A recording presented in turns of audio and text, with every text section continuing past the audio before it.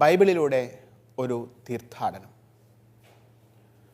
വിശുദ്ധ ഗ്രന്ഥത്തിലെ പുസ്തകങ്ങളെ ആഴമേറിയ അർത്ഥത്തിൽ മനസ്സിലാക്കാനും പഠിക്കാനും നാം എവരെയും സഹായിക്കുന്ന ഈ തിരുവചന പഠന പരമ്പരയിലേക്ക് ഗുഡ്നെസ് ടിവിയുടെ മാന്യ പ്രേക്ഷകരായ നിങ്ങൾക്ക് ഏവർക്കും ഹൃദയപൂർവ്വം സ്വാഗതം.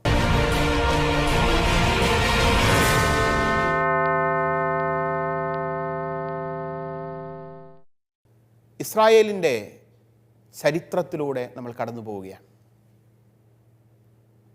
പഴയ നിയമത്തിലെ ചരിത്ര പുസ്തകങ്ങളുടെ പഠനത്തിൻ്റെ അവസാന ഘട്ടത്തിലേക്ക് നമ്മൾ എത്തി നിൽക്കുന്നു.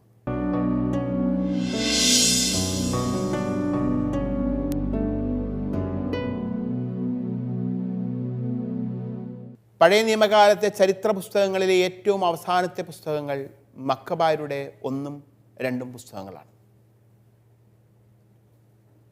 മക്കബായർ നടത്തിയ ഒരു ചെറുത്തുനിൽപ്പിൻ്റെ കഥയാണ് ഈ പുസ്തകങ്ങളിൽ അനാവരണം ചെയ്യപ്പെടുന്നത്. ആരോടാണ് അവർ ചെറുത്തുനിൽപ്പ് നടത്തിയത്?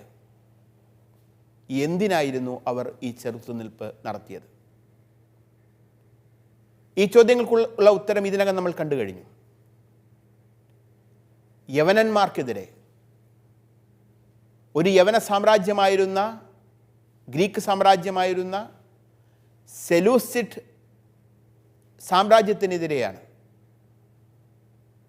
മക്കബായർ ഒരു ചെറുത്തുനിൽപ്പ്, ഒരു വിപ്ലവം നടത്തിയത്.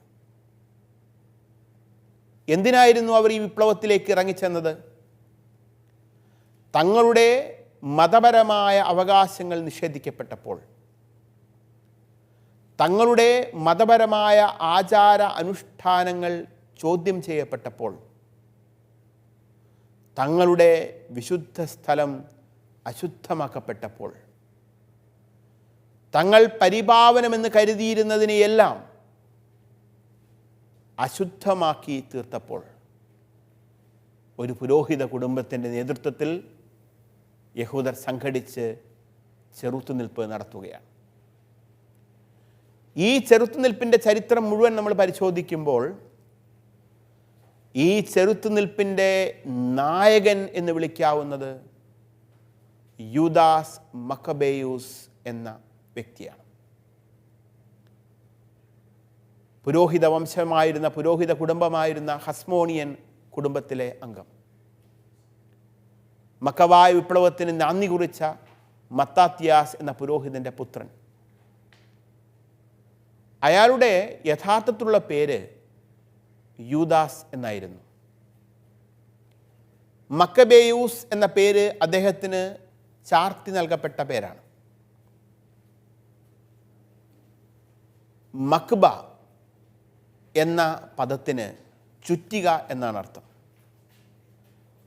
ഒരു ചുറ്റിക പോലെ ശത്രുക്കൾക്കെതിരെ ആഞ്ഞടിച്ചവൻ, ശക്തനായ ഒരു പോരാളി എന്ന അർത്ഥത്തിൽ അദ്ദേഹത്തെ മക്കബേയൂസ് എന്ന് വിളിച്ചു. ഈ മക്കബേയൂസ് എന്ന പേരിൽ നിന്നുമാണ് മക്കബായർ എന്ന പേര് പോലും ഉണ്ടായത് എന്നോർക്കണം. അതിൽ നിന്നും യൂദാസ് മക്കബേയൂസിന് ഈ മക്കബായ വിപ്ലവത്തിൻ്റെ ചരിത്രത്തിലുള്ള സവിശേഷമായ പ്രാധാന്യമെന്ത് എന്ന് വ്യക്തമാണ്. ഇന്ന് മക്കബായരുടെ 1-ാം പുസ്തകത്തിൻ്റെ 3-ാം അധ്യായം 1 മുതൽ 9 വരെയുള്ള തിരുവചനങ്ങൾ വായിച്ചുകൊണ്ട് നമ്മുടെ പഠനം നമ്മൾ തുടരുമ്പോൾ യൂദാസ് മക്കബേയൂസിനെ, ഈ കഥയിലെ നായകനെ, ഗ്രന്ഥകാരൻ നമുക്ക് കുറച്ചുകൂടി ആഴത്തിൽ പരിചയപ്പെടുത്തി തരികയാണ്. നമുക്ക് ഈ വചനഭാവം വായിച്ചുകൊണ്ട് തന്നെ ഇതിൻ്റെ വ്യാഖ്യാനത്തിലേക്കും പഠനത്തിലേക്കും കടക്കാം. സാധിക്കുമെങ്കിൽ ഇപ്പോൾ എന്നോടൊപ്പം നിങ്ങളും ഓരോരുത്തരും വിശുദ്ധ ഗ്രന്ഥമൊന്ന് കയ്യിലെടുക്കുക. നമുക്കൊരുമിച്ച് മക്കബായരുടെ 1-ാം പുസ്തകത്തിൻ്റെ 3-ാം അധ്യായം 1 മുതൽ 9 വരെയുള്ള തിരുവചനങ്ങൾ വായിക്കാം. മത്താത്യാസിൻ്റെ പുത്രൻ മക്കബേയൂസ് എന്ന യൂദാസ് നേതൃത്വം ഏറ്റെടുത്തു. സഹോദരന്മാരും പിതാവിൻ്റെ പക്ഷം ചേർന്ന് നിന്നവരും അവനെ സഹായിച്ചു. അവർ ഉത്സാഹത്തോടെ ഇസ്രായേലിനു വേണ്ടി പോരാടി. അവൻ സ്വജനത്തിൻ്റെ കീർത്തി പരത്തി, മല്ലനെപ്പോലെ മാർക്കവചം ധരിച്ചു. ആയുധമേന്തി അവൻ യുദ്ധം ചെയ്തു. വാൾ കൊണ്ട് സൈന്യത്തിന് സംരക്ഷണം നൽകി. പ്രവർത്തനങ്ങളിൽ അവൻ സിംഹത്തെപ്പോലെയായിരുന്നു, ഇരയ്ക്കായി അലറുന്ന ഒരു സിംഹക്കുട്ടിയെപ്പോലെ. അധർമ്മികളെ അവൻ തെരഞ്ഞുപിടിച്ചു, ജനദ്രോഹികളെ അഗ്നിക്കിരയാക്കി. ദുർമാർഗികൾ ഭയന്ന് പിന്മാറി, ദുർവൃത്തർ പരിഭ്രാന്തരായി. അവൻ്റെ കീഴിൽ വിമോചനത്തിൻ്റെ മാർഗം തെളിഞ്ഞു. പല രാജാക്കന്മാരെയും അവൻ പ്രകോപിപ്പിച്ചു. എന്നാൽ യാക്കോബ് അവൻ്റെ പ്രവൃത്തികളിൽ സന്തുഷ്ടനായി. അവൻ്റെ സ്മരണ എന്നെന്നും അനുഗ്രഹീതമാണ്. യൂദായിലെ നഗരങ്ങളിലൂടെ അവൻ ചുറ്റി സഞ്ചരിച്ചു, ദൈവനിഷേധകരെ ഉന്മൂലനം ചെയ്തു, ഇസ്രായേലിൽ നിന്ന് ക്രോധമകറ്റി. ഭൂമിയുടെ അതിർത്തികൾ വരെ അവൻ്റെ കീർത്തി വ്യാപിച്ചു. നശിച്ചുകൊണ്ടിരുന്നവയെ അവൻ ഒരുമിച്ച് കൂട്ടി. ഹസ്മോനിയൻ കുടുംബവും മറ്റ് യഹൂദ യോദ്ധാക്കളും യൂദാസ് മക്കബേയൂസിൻ്റെ നേതൃത്വം അംഗീകരിക്കുകയാണ്. പിതാവായ മത്താത്യാസിൻ്റെ സ്ഥാനം യൂദാസ് മക്കബേയൂസ് ഏറ്റെടുത്തു. അവൻ്റെ തന്നെ സഹോദരന്മാരും അവൻ്റെ പിതാവിൻ്റെ പക്ഷം ചേർന്ന് നിന്നവരും അവനെ സഹായിച്ചു. ധീരനായ യോദ്ധാവായിരുന്ന യൂദാസ് മക്കബേയൂസിനെ കുറിച്ച് ഗ്രന്ഥകാരൻ പറയുന്നത്, ഇരയ്ക്കായി അലറുന്ന ഒരു സിംഹക്കുട്ടിയെപ്പോലെ അവൻ അധർമ്മികളെ തെരഞ്ഞുപിടിച്ചു എന്നാണ്. ഈ പ്രയോഗം ഇരയ്ക്കായി അലറുന്ന സിംഹക്കുട്ടികളെപ്പോലെ എന്ന ആ പ്രയോഗം യൂദാസ് മക്കബേയൂസിനെ ദാവീദ് രാജാവുമായി സാധർമ്മ്യം ഉള്ളവനായിട്ട് അവതരിപ്പിക്കുകയാണ്. കാരണം സാമുവൽ പ്രവാചകൻ്റെ 1-ാം പുസ്തകത്തിൻ്റെ 17-ാം അധ്യായം 34 മുതൽ 36 വരെയുള്ള തിരുവചനങ്ങളിൽ നമ്മൾ ഇപ്രകാരം കാണും.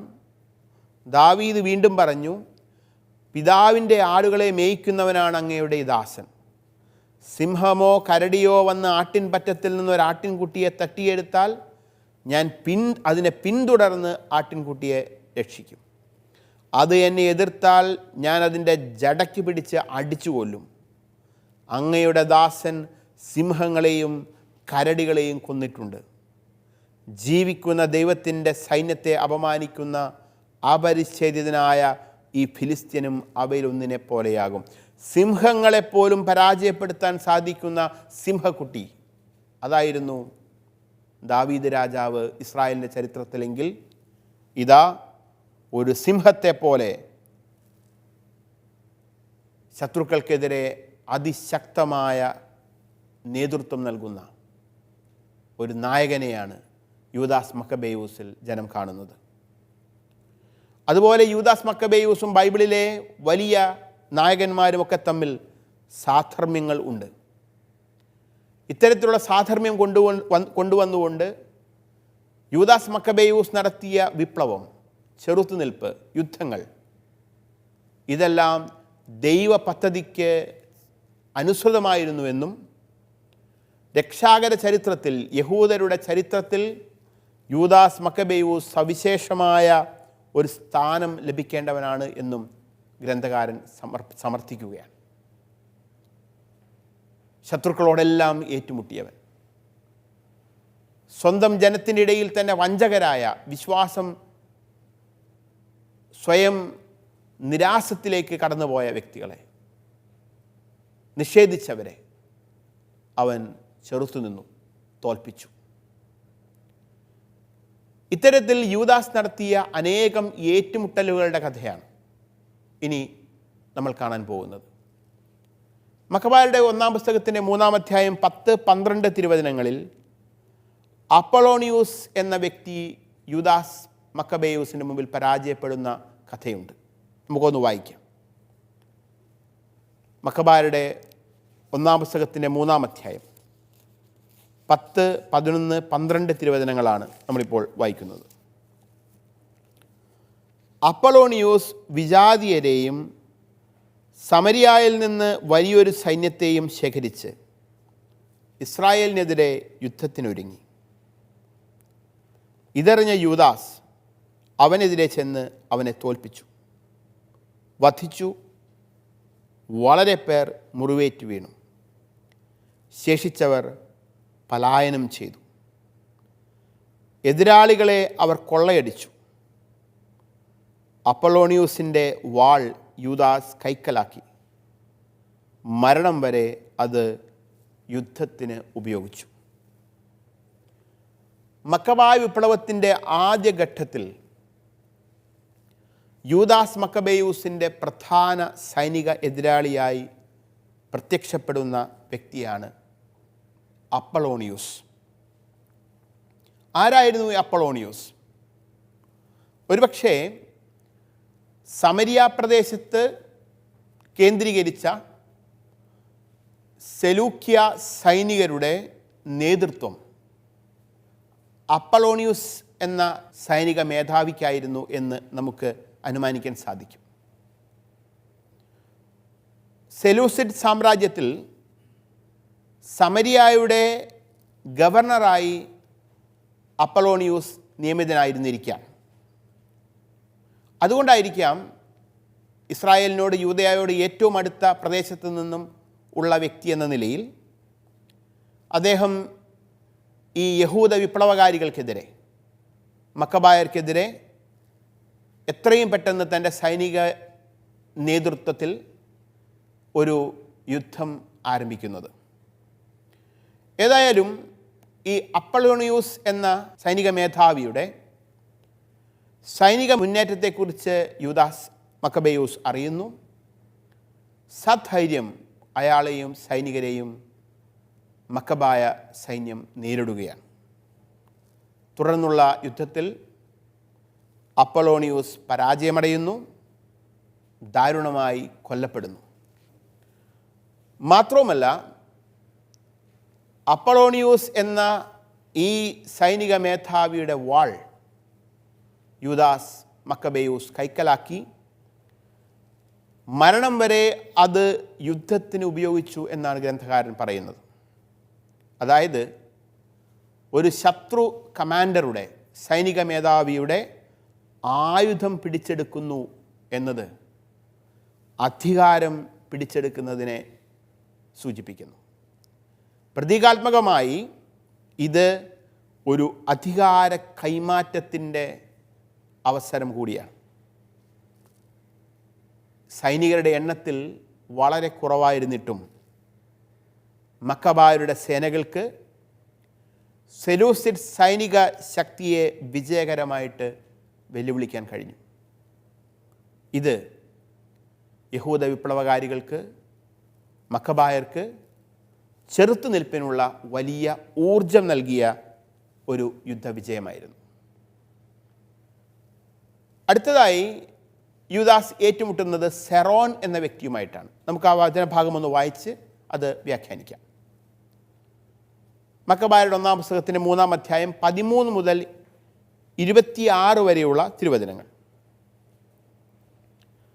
വിശ്വസ്തരും യുദ്ധസന്നദ്ധരുമായ അനുയായികളുടെ ഒരു വലിയ സൈന്യത്തെ യൂദാസ് ശേഖരിച്ചിരിക്കുന്നുവെന്ന് കേട്ട് സിറിയ സൈന്യത്തിൻ്റെ അധിപനായ സെറോൻ പറഞ്ഞു, ഞാൻ ഈ രാജ്യത്ത് പേരും പെരുമയും നേടും. രാജകൽപ്പന അവഹേളിക്കുന്ന യൂദാസിനും കൂട്ടർക്കുമെതിരെ ഞാൻ പൊരുതും. ഇസ്രായേലിനോട് പ്രതികാരം ചെയ്യുന്നതിൽ അവനെ സഹായിക്കാൻ ദൈവനിഷേധകരുടെ ഒരു പ്രബല സൈന്യം അവനോടൊപ്പം പുറപ്പെട്ടു. അവൻ ബത്ത് ഹോറോൺ ചുരത്തോട് അടുത്തപ്പോൾ യൂദാസ് ഒരു ചെറിയ സംഘത്തോടു കൂടി അവനെതിരെ ചെന്നു.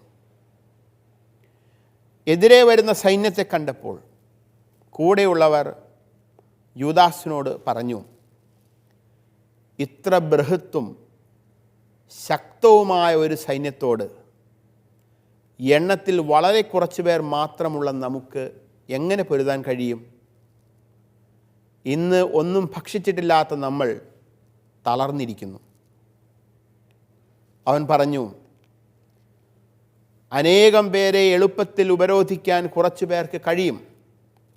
കാരണം രക്ഷ നൽകാൻ ഉപയോഗിക്കുന്ന സൈന്യം വലുതോ ചെറുതോ എന്നത് ദൈവദൃഷ്ടിയിൽ അപ്രധാനമാണ്. സൈന്യത്തിൻ്റെ വലിപ്പത്തെ ആശ്രയിച്ചല്ല യുദ്ധത്തിൻ്റെ വിജയം. ശക്തി ദൈവത്തിൽ നിന്നാണ് വരുന്നത്. നമ്മെയും നമ്മുടെ ഭാര്യമാരെയും മക്കളെയും നശിപ്പിക്കാനും കൊള്ളയടിക്കാനുമായി അധർമ്മികളായ അവർ അഹങ്കാരപൂർവ്വം നമുക്കെതിരെ വരുന്നു. നാം യുദ്ധം ചെയ്യുന്നത് നമ്മുടെ ജീവനും നിയമത്തിനും വേണ്ടിയാണ്. കർത്താവ് തന്നെ നമ്മുടെ മുൻപിൽ വെച്ച് അവരെ നിലം പരിശാക്കും. നിങ്ങൾ അവരെ ഭയപ്പെടേണ്ട. ഇത് പറഞ്ഞിട്ട് അവൻ മിന്നലാക്രമണം നടത്തി. സെറോനും സൈന്യവും പരാജയപ്പെട്ടു. അവൻ അവരെ ബത്ത് ഹോറോൺ ചുരത്തിലൂടെ സമതലം വരെ പിന്തുടർന്നു. ശത്രുക്കളിൽ 800 പേർ കൊല്ലപ്പെട്ടു. ശേഷിച്ചവർ ഫിലിസ്ത്യരുടെ നാട്ടിലേക്ക് പലായനം ചെയ്തു. അന്നു മുതൽ യൂദാസിനെയും സഹോദരന്മാരെയും കുറിച്ചുള്ള ഭയം വ്യാപിച്ചു. ചുറ്റുമുള്ള വിജാതിയർ പരിഭ്രാന്തരായി. അവൻ്റെ കീർത്തി രാജസന്നിധിയിലെത്തി.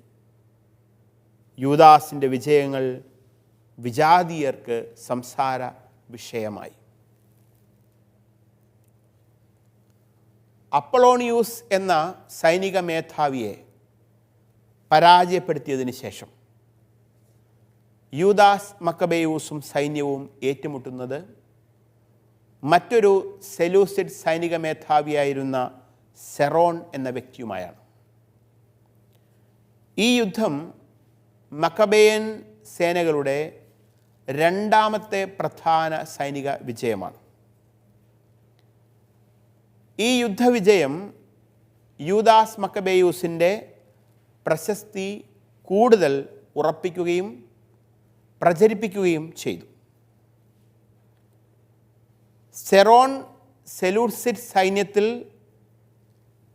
അപ്പൊളോണിയൂസിനേക്കാൾ ഉയർന്ന ഒരു റാങ്ക് വഹിച്ചിരുന്ന വ്യക്തിയായിരുന്നു. കാരണം അപ്പൊളോണിയൂസിനേക്കാൾ വലിയ ഒരു സൈനിക ബലം സെറോൺ എന്ന സൈനിക മേധാവിക്കുണ്ടായിരുന്നു. വിശ്വസ്തരും യുദ്ധസന്നദ്ധരുമായ അനുയായികളുടെ ഒരു വലിയ സൈന്യത്തെ യൂദാസ് ശേഖരിച്ചിരിക്കുന്നു എന്ന് കേട്ട് സിറിയ സൈന്യത്തിൻ്റെ മുഴുവൻ അധിപനായ സെറോൺ പറയുകയാണ്, ഞാൻ ഈ രാജ്യത്ത് പേരും പെരുമയും നേടും. തൻ്റെ പേരും മഹത്വവും പ്രശസ്തിയും വളർത്തുക, സാമ്രാജ്യത്തിൽ തൻ്റെ മഹത്വം ആർജിക്കുക എന്നിങ്ങനെയുള്ള ലക്ഷ്യങ്ങളോടെയാണ് സിറിയ സൈന്യത്തിൻ്റെ മുഴുവൻ അധിപനായ സെറോൺ വലിയൊരു സൈന്യവുമായി യുദ്ധത്തിന് ഇറങ്ങുന്നത്. സൈനിക ശക്തി, സൈനികരുടെ എണ്ണം എന്നിവയെല്ലാം നമ്മൾ മാനദണ്ഡമാക്കിയാൽ സെറോൺ എന്ന ഈ സിറിയൻ സൈന്യാധിപനെതിരെ, അദ്ദേഹത്തിൻ്റെ സൈനികർക്കെതിരെ ഒരു വിജയം ഒരിക്കലും സാധ്യമായിരുന്നില്ല. അയാൾ അജയ്യനായിരുന്നു. കാരണം അയാളുടെ സൈന്യം വളരെ വലുതായിരുന്നു. യുദ്ധത്തിനായി തിരഞ്ഞെടുക്കപ്പെട്ട ബേത്ത് ഹോറോൺ എന്ന ചുരം, അത് തന്ത്രപ്രധാനമായ യുദ്ധത്തിൽ ജയിക്കുന്നതിന് സഹായകമാകുന്ന ഒരു സ്ഥലവുമായിരുന്നു. അവനെ സഹായിക്കാൻ, സെറോണിനെ സഹായിക്കാൻ ദൈവനിഷേധകരുടെ ഒരു പ്രബല സൈന്യം അവനോടൊപ്പം പുറപ്പെട്ടു എന്നാണ് പറയുന്നത്.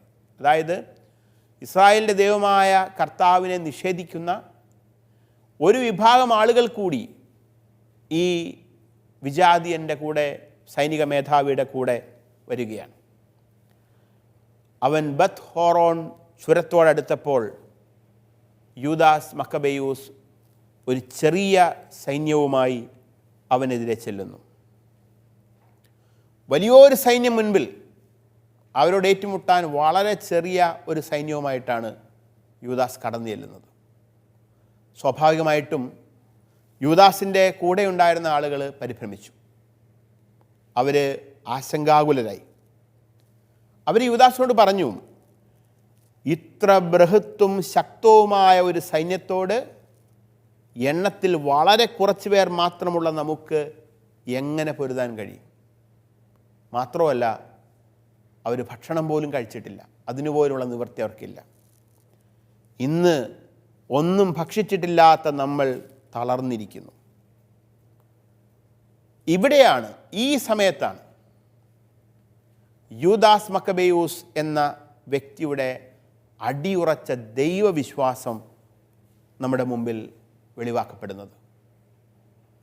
അവൻ പരിഭ്രാന്തരായിരുന്ന, ആശങ്കാകുലരായിരുന്ന, തളർന്ന് അവശരായിരുന്ന തൻ്റെ കൂടെയുണ്ടായിരുന്ന സൈനികരോട്, മക്കബായ വിപ്ലവകാരികളോട് അവൻ പറഞ്ഞു, അനേകം പേരെ എളുപ്പത്തിൽ പ്രതിരോധിക്കാൻ കുറച്ച് പേർക്ക് കഴിയും.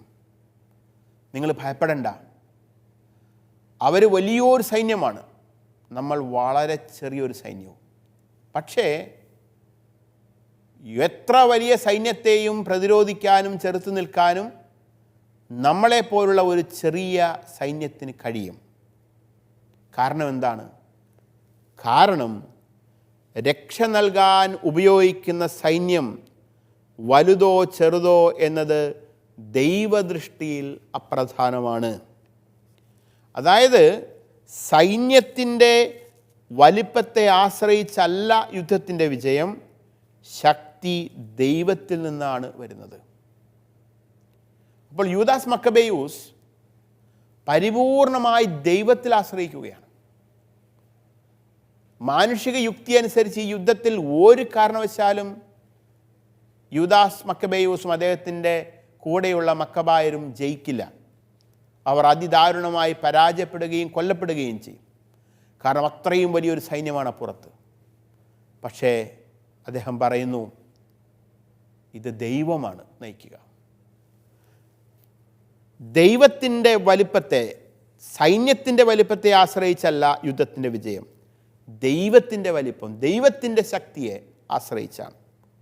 അതിനാൽ നമുക്ക് വിജയം ലഭിക്കും എന്ന ഉറപ്പ് തൻ്റെ കൂടെയുള്ളവർക്ക് നൽകുന്നു. മാത്രവുമല്ല, യൂദാസ് മക്കബെയൂസ് ഇവരോട് പറയുന്നു, നമ്മെയും നമ്മുടെ ഭാര്യമാരെയും മക്കളെയും നശിപ്പിക്കാനും കൊള്ളയടിക്കാനുമായ അധർമ്മികളായവർ അഹങ്കാരപൂർവ്വം നമുക്കെതിരെ വരുന്നു.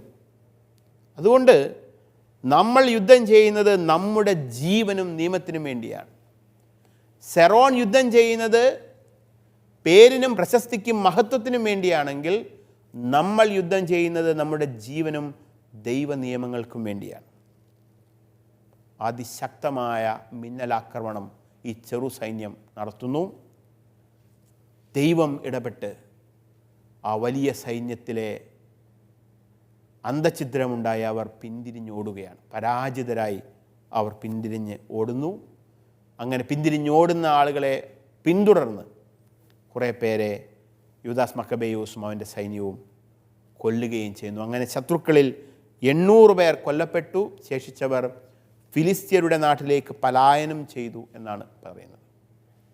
ഏതായാലും ഈ യുദ്ധവിജയം 2 കാര്യങ്ങൾ ഉറപ്പിക്കുകയാണ്.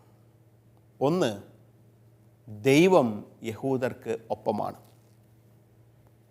ദൈവം യഹൂദർക്ക് ഒപ്പമാണ്. വിജയത്തിൻ്റെ അടിസ്ഥാനം സൈനികരുടെ എണ്ണമല്ല, സംഖ്യയല്ല, ദൈവത്തിൻ്റെ കരുണയാണ്. ഇക്കാര്യം ഈ യുദ്ധവിജയം അവരെ ഉറപ്പെടുത്തി. രണ്ടാമത്തെ കാര്യം, യൂദാസ് മക്കബെയൂസ് എന്ന യോദ്ധാവിൻ്റെ, സൈനിക മേധാവിയുടെ പ്രശസ്തി. ഇത് സാമ്രാജ്യം മുഴുവനിലും എത്തുകയാണ്. അതായത് യൂദായുടെ അതിർത്തികളെല്ലാം കടന്ന്, സിറിയായുടെ അതിർത്തികൾ കടന്ന്, ഇസ്രായേലിൻ്റെ മുഴുവൻ അതിർത്തികളും കടന്ന് അന്ത്യോക്യസ് എപ്പിഫാനസ് നാലാമൻ എന്ന സെലൂസിഡ് സാമ്രാജ്യാധിപൻ്റെ രാജാവിൻ്റെ ചെവിയിൽ പോലും യൂദാസ് മക്കബേയൂസ് എന്ന പോരാളിയുടെ യുദ്ധവിജയങ്ങളുടെ കഥകൾ എത്തി. അന്നു മുതൽ യൂദാസിനെയും സഹോദരന്മാരെയും കുറിച്ചുള്ള ഭയം വ്യാപിച്ചു. ചുറ്റുമുള്ള വിജാതീയർ പരിഭ്രാന്തരായി. അവൻ്റെ കീർത്തി രാജസന്നിധിയിൽ എത്തി. യൂദാസിൻ്റെ യുദ്ധങ്ങൾ വിജാതീയർക്ക് സംസാര വിഷയമായി എന്നാണ് പറയുന്നത്. യൂദാസ് മക്കബേയൂസിൻ്റെ നേതൃത്വത്തിലുള്ള മക്കബായരുടെ ചെറുത്തുനിൽപ്പിനെക്കുറിച്ചുള്ള വാർത്ത രാജസന്നിധിയിലെത്തി എന്നത് ഒരു തരത്തിൽ വലിയ ഒരു യുദ്ധത്തിൻ്റെ തുടക്കം കൂടിയാണ്. ഇനിയിപ്പോൾ രാജാവിൻ്റെ നേതൃത്വത്തിൽ പ്രത്യേക താല്പര്യത്തോടെ ഈ ചെറു സൈന്യത്തിനെതിരെ വലിയ ശക്തിയോടെ ആഞ്ഞടിക്കും. ആ കഥകൾ അടുത്ത ക്ലാസ്സിൽ നമുക്ക് വചനം വായിച്ച് മനസ്സിലാക്കാം.